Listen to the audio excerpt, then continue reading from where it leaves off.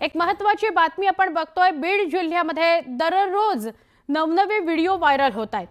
आमदार संदीप क्षीरसागर यांच्या कार्यकर्त्यांचा व्हिडिओ व्हायरल झाल्यानंतर आता माजलगावचे आमदार प्रकाश सोळंकेंचा कार्यकर्ता असलेल्या सरपंच पुत्राकडून एका दुकानदाराला मारहाण करतानाचा व्हिडिओ समोर आलाय।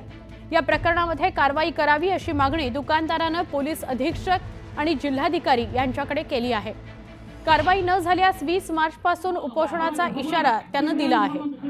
अशोक बाळासाहेब सोळंके हे सादोळा इथले रहिवासी आहेत। त्यांच्या गावातील सरपंच कमलबाई विजयकुमार सोळंके, त्यांचे पती विजयकुमार सोळंके, मुलगा अशोक सोळंके यांनी मारहाण करतानाचा व्हिडिओ व्हायरल झालेला आहे।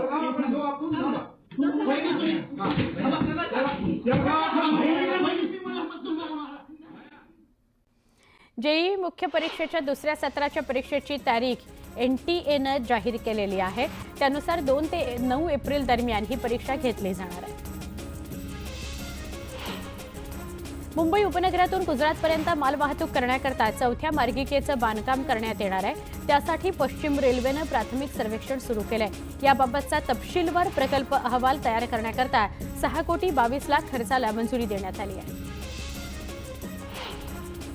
मुंबईचा पारा सतत 36 अंशांच्या आसपास नोंदवण्यात येत असल्याने वाढत्या उष्णतेपासून सुटका करण्याकरता कूलिंग उपकरणे 24 तास चालत आहेत। परिणामी 4500 मेगावॅटवर पोहोचणारी विजेची मागणी पूर्ण करण्याकरता सोमवारी मुंबईची विजेची मागणी 3598 मेगावॅट नोंदवण्यात आलेली आहे।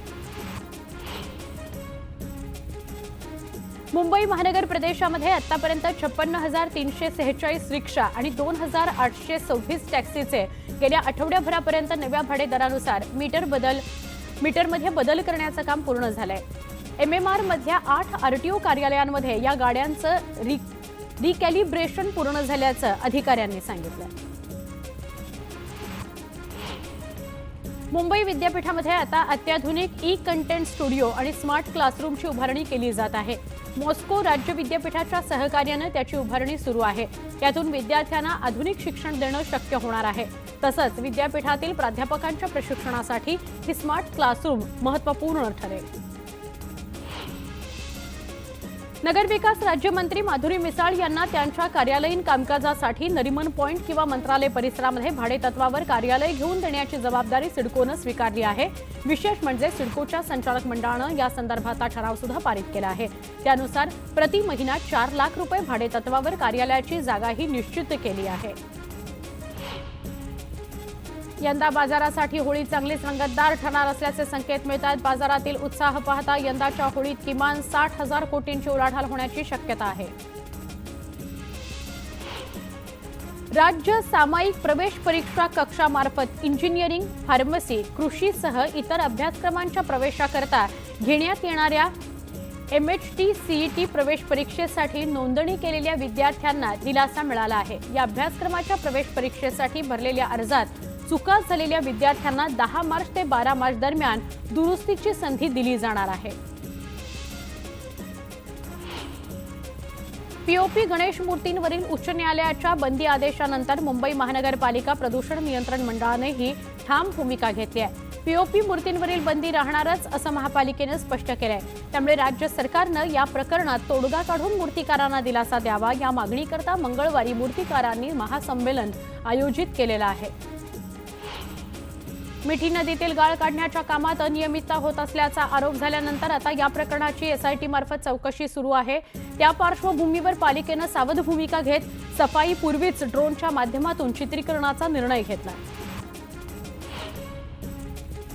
मुंबई पालिकेतील 3,28,000 विद्यार्थ्यांना यंदा शाळेच्या पहिल्याच दिवशी 27 शालेय वस्तू आणि गणवेश मिळणार आहेत। याबाबतची निविदा प्रक्रिया पालिकेने यंदा लवकरच राबवली आहे अशी माहिती पालिकेच्या शिक्षण विभागाने दिली आहे। पुणेकरांच्या मेट्रोकरता राज्य सरकारच्या अर्थसंकल्पात 9,897 कोटी रुपयांचा प्रस्ताव सादर करण्यात आला। खडकवासला, स्वारगेट, हडपसर, खराडी आणि वारजे या 2 मार्गिकांकरता हा प्रस्ताव देण्यात आलेला आहे। त्यामुळे पुणेकरांना या मार्गिकांचा लाभ मिळणार आहे।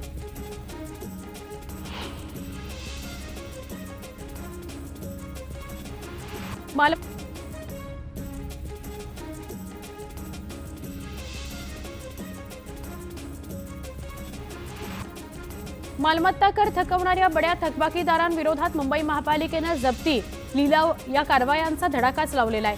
या मोहिमेमध्ये कर निर्धारण आणि संकलन खात्यानं 2 मालमत्तांवर जप्ती आणि अटकावणीची कार्यवाही सुरू केलेली आहे।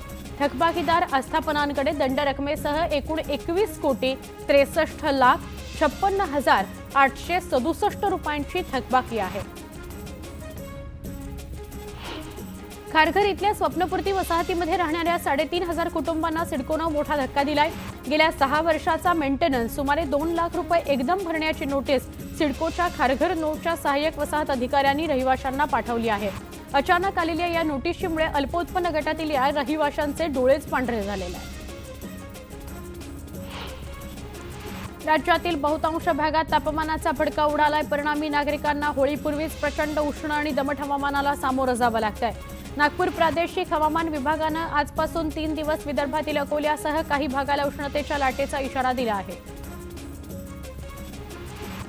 ऐन मार्च महिन्यात मुंबईत उष्णतेची लाट उसळली आहे। सोमवारी पालघरच्या तलासरीमध्ये तब्बल 43.6 तापमानाची नोंद झाली होती। मुरबाडमध्ये 43.2, बदलापूरमध्ये 42 अंश सेल्सिअस इतक्या तापमानाची नोंद झाली।